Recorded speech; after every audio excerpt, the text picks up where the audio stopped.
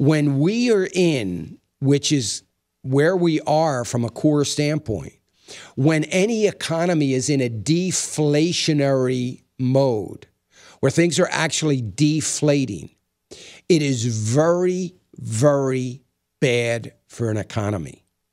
It is going to be an economy that if you're really lucky, you can dodge a bullet of going into a recession.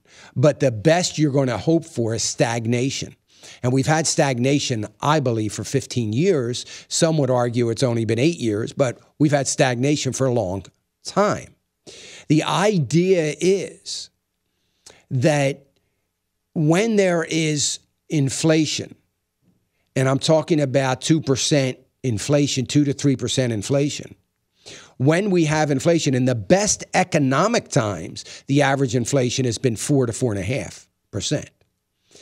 The idea is that it's going to lift up a couple of things. It's going to increase employment, and it's going to increase expansion by corporate America. And in a free market economy, that's important, because when corporations can expand because people are spending money and there's a little bit more money to spend, and there's a little bit more money to spend because when there is inflation, wages go up. They have to go up, particularly when you get in an environment where labor force is tight. Labor force is not tight here. There's no doubt about it.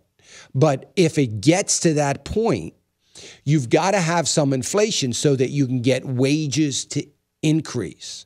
And over a 5 to 10 year period, wages will generally increase more than the underlying inflation over that same period of time. And that is good for America. That's good for GDP growth. That's good for growth in general in all sectors of the economy.